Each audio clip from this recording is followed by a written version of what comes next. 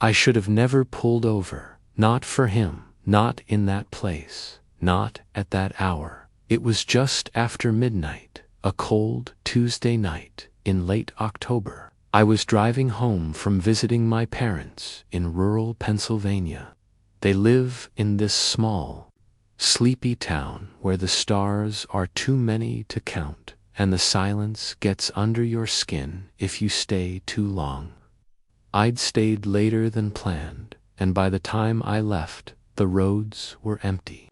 No streetlights, no other cars, just the sound of tires on asphalt and the faint hum of my aging Civic. Route 197 is the kind of road that doesn't care if you're tired, or if you get a flat, or if your phone dies. It cuts through miles of dense forest and farmland with barely a shoulder to pull over on. I'd taken it 100 times before, but never this late. The trees pressed in close, and the only light came from my high beams sweeping across a never-ending tunnel of black. I had a quarter tank of gas left. My phone battery was at 9%, no signal. I told myself I'd be home in 2 hours, tops. Nothing. I hadn't handled before. Then, just past mile marker 43, I saw him, a figure by the side of the road. He was standing beside an old white SUV, its hazard lights blinking in the dark. He didn't wave, didn't try to flag me down. He was just there, still, like a statue, one hand in his coat pocket, the other resting on the hood. His head was slightly bowed, like he was staring at the ground. I slowed down. I don't know why. Some mix of instinct and guilt, I guess. I didn't stop right next to him. I pulled up maybe 30 yards ahead and just sat there, hands on the wheel. He didn't move. That should have been the end of it. I should have driven on, but something about the way he stood there, unmoving, eyes locked on the pavement, made it feel wrong to just leave. So I rolled my window down halfway and called out, "Hey, you all right?" That's when he finally moved. Slowly, like he'd just woken up. He lifted his head and began walking toward me. Not hurried, just measured. His left hand stayed buried, deep in his coat pocket. His right hand made vague gestures behind him. "Truck died," he said. "Don't have a phone." He was maybe in his mid-30s, unshaven, wearing a dark coat and jeans. Nothing unusual, but something about him felt ... off. He didn't look tired or frustrated, like someone whose car just died. He looked calm, like he'd practiced this. "I can call someone for you," I offered. My voice sounded thinner than I meant it to. "No need," he said. "I just need a ride to the gas station. 15 minutes, tops." That's when the cold really set in. Not from outside, from the inside out. The nearest gas station I knew of was at least 15 miles behind me. There was nothing ahead for another 30. I hesitated. Every part of me was screaming not to let him in. Something was wrong with this. All of it. "I'm sorry," I said. "I can't." Then nodded once, slowly. "All right," he said, and turned around. As soon as I saw him sprint back toward the SUV, not walk, not jog, sprint, my heart dropped. He didn't look back, just ran to the driver's side door and climbed in like he was late for something.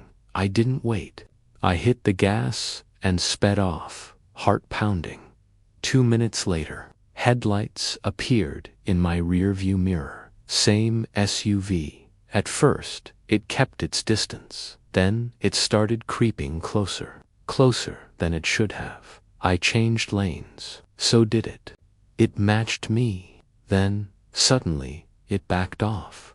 For a few seconds, I thought maybe it had turned off. Maybe it wasn't him. Maybe this was someone else. Maybe the brights flashed once, then off, then again, longer. That's when I knew I was being hunted. I took the next exit without thinking, a barely marked gravel road I didn't recognize. Trees swallowed it on both sides, the gravel crunching under my tires. I killed my headlights and drove in darkness for half a mile before pulling into an overgrown clearing. I waited for minutes. There was only the sound of the engine ticking as it cooled and the wind nudging the branches outside. Then nothing. No headlights, no engine, no sound. I thought maybe I'd lost him. I pulled back onto the road, taking a winding detour I hoped would throw him off. I avoided Route 197 entirely and took back roads I hadn't driven in years. My phone was at 2%, signal still dead. Every pair of headlights in the distance made me freeze, but nothing followed me. For a while then, about 15 minutes from town, I saw them again, same headlights, same distance, same flashes of brights. This time, he didn't stay behind me.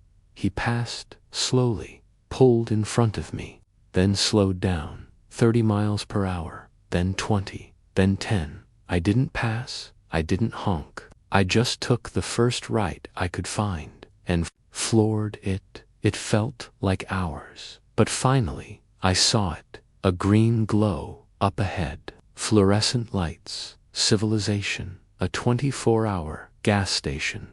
I pulled in fast, tires squealing, heart ready to burst out of my chest. I threw it into park, grabbed my phone, and ran inside. There was a guy behind the counter, older, reading a paperback. He looked up and blinked when he saw me. I must looked insane. I turned to the window. No SUV. I waited by the window for 15 minutes. Nothing. I told the clerk everything, or at least the clean version of it. He said he hadn't seen anyone come through. Said the cameras didn't pick up anything either. I called the police, filed a report. They were polite, thorough, took my statement, promised they'd check into it. A week later, they told me there was no record of a white SUV breaking down on Route 197. No other reports of a man matching that description. Nothing on the surveillance tapes from the gas station either. Not even me being followed. I know what I saw. I know what I felt. There are people out there, not ghosts, not demons. People who wait for someone tired, someone kind, someone just too polite to drive away. I never take Route 197 anymore, and I never stop for anyone.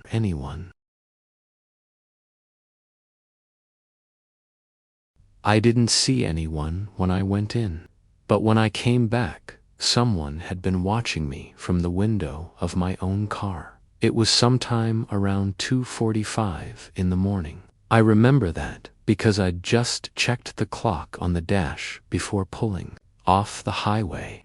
I was in the middle of a solo overnight delivery run, one of those jobs where you get paid extra just for being willing to drive through the dead hours.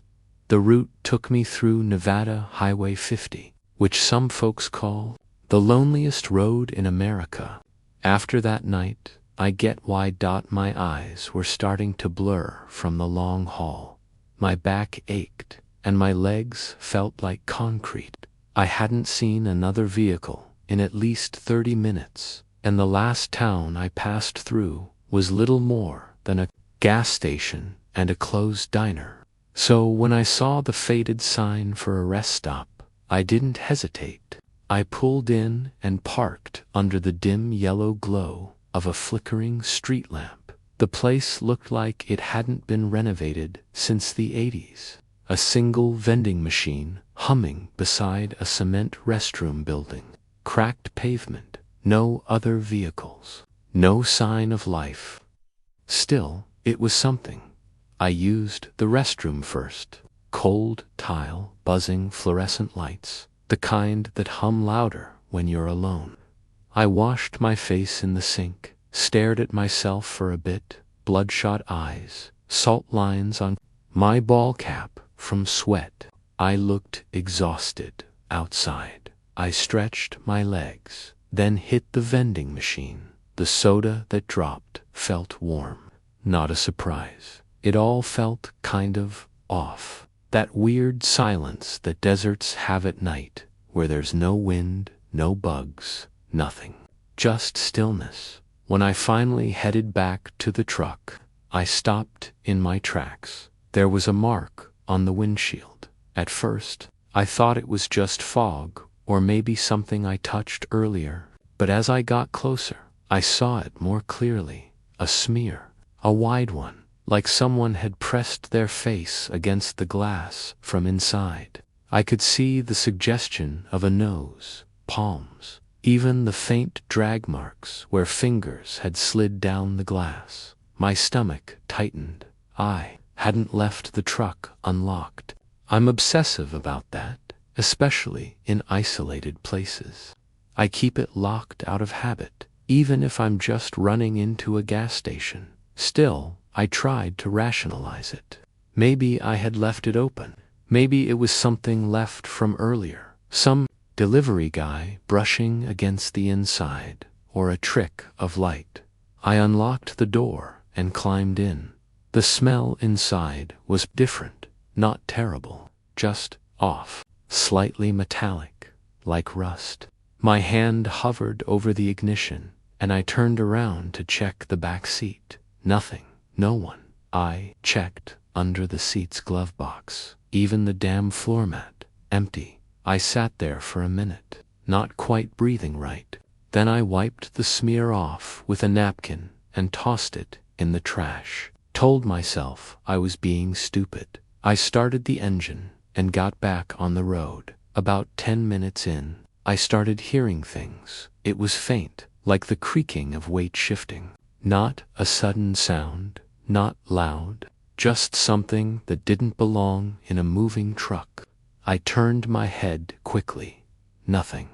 I turned off the radio. For a while, there was only the sound of the road, my tires humming on the asphalt. Then, again, creak, faint, rhythmic, like a board slowly bending and releasing. I scanned my mirrors. Still nothing. The smell was back to stronger now, like copper. Maybe it was something in the ventilation system. Or maybe I was tired enough to be hallucinating. I kept telling myself that, but the tension was growing in my chest like a balloon, ready to pop. I was gripping the wheel tighter than I needed to. I passed another rest area 20 minutes later, just a gravel lot with a porta-john. I thought about pulling in just to check again, but I didn't. Something told me not to stop this time. About 5 miles later, I saw something in my passenger side mirror. Movement. It was fast, just a flicker, like someone had ducked down. I swerved slightly before catching myself. My heart was pounding. I slowed down and flicked on the cabin lights. Glanced over the passenger seat. Nothing. Then creak again. This time, I pulled over. I grabbed the flashlight I keep in the console, stepped out, and circled the truck. The desert air was freezing, but I barely noticed. I checked every door. All locked. I opened the passenger door, scanning the inside with my light. That's when I saw it. A single footprint on the inside of the windshield, not on the floor mat, not on the seat, the inside of the glass, like someone had stood or leaned there, barefoot. It was faint, smeared slightly, but clear as day. My skin went cold. I backed out and slammed the door, got back in the driver's seat, and locked everything. Twice, started the engine. My hands were shaking. I grabbed my phone to call 911. No signal. Figures. I sat there, weighing my options. I didn't want to drive anymore. Didn't want to sit still, either. I decided to wait 5 minutes and try again. I kept the engine running and stared at the dashboard, counting my breaths. That's when I heard it tap, tap. Not on the window. From inside the air vent. It was soft, too soft to be mechanical, like fingertips. I didn't move, just stared at the vent. My breath caught in my throat. Tap 3 seconds. Then again. I almost bailed right then. But I couldn't.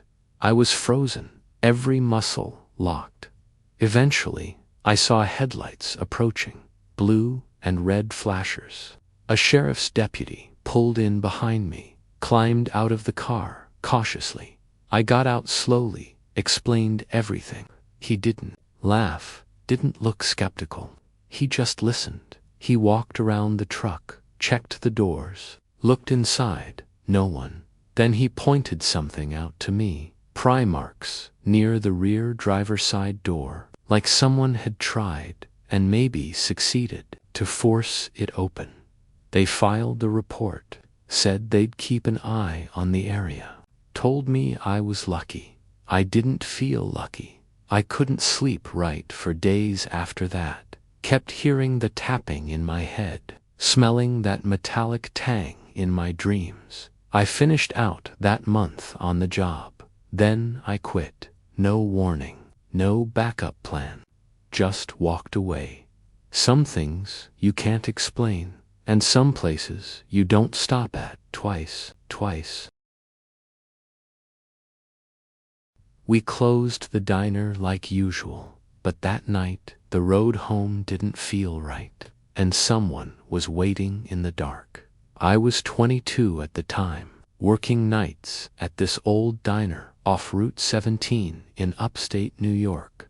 Nothing fancy, just a neon-lit building with worn booths and the kind of regulars who came for coffee more than conversation. I usually worked the closing shift with Jake, the cook. Clean up, cash out, lock up around 1:30 in the morning. He'd head east, and I'd take the back roads west toward my apartment.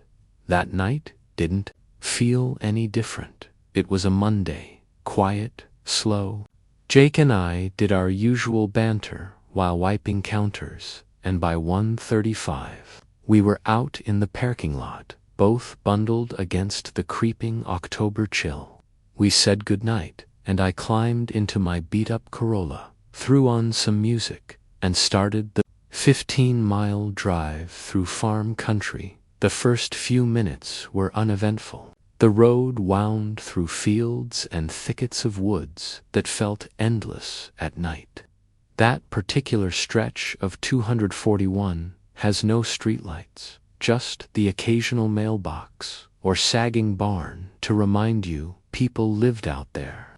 A mist had settled low over the fields, that dense, pale kind that reflects your high beams right back into your face. About 10 minutes in, I came round a bend and saw flashing orange, 3 road flares, a wooden barricade, and a hand-painted sign, detour.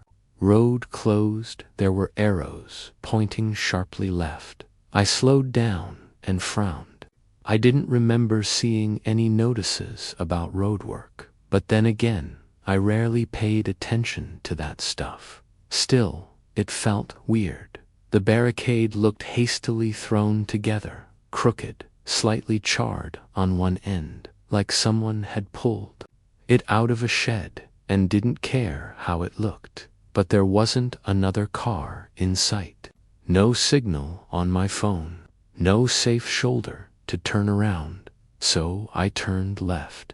The road it led me onto wasn't paved. Just loose gravel packed into a single lane with ditches on either side.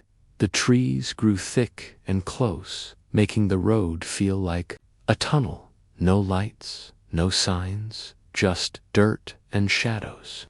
I rolled my windows up and turned the radio down. feeling this strange pressure in my chest, like I'd wandered into somewhere I wasn't supposed to be.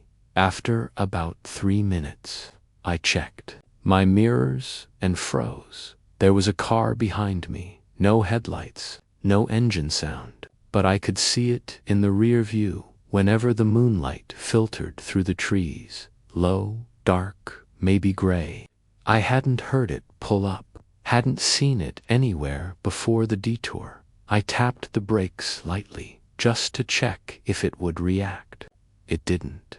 I kept driving, slower now. That's when the first thing in my car cut out the radio. It fizzled into static, then silence. It wasn't just mechanical. It felt like something was draining. I tried to stay calm, pressed the gas. Nothing. The engine coughed, then died altogether. I coasted for a few feet.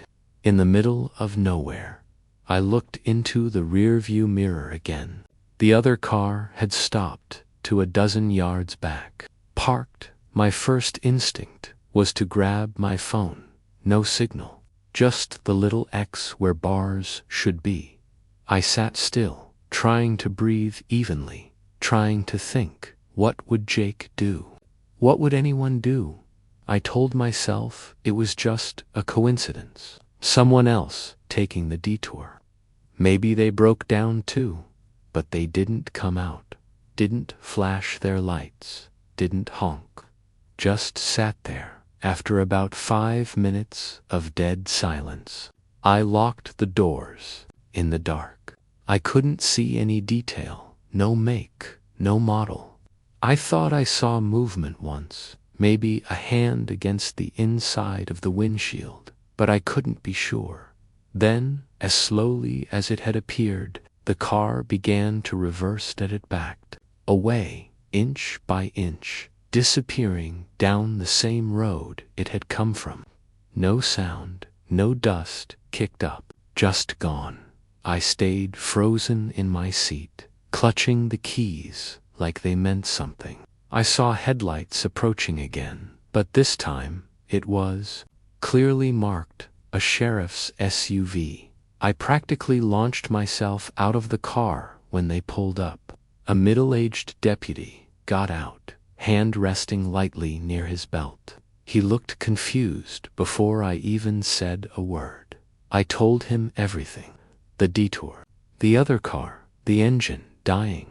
I even pointed out where I'd turned off. He raised an eyebrow and said there were no road closures tonight. No detours posted on 241.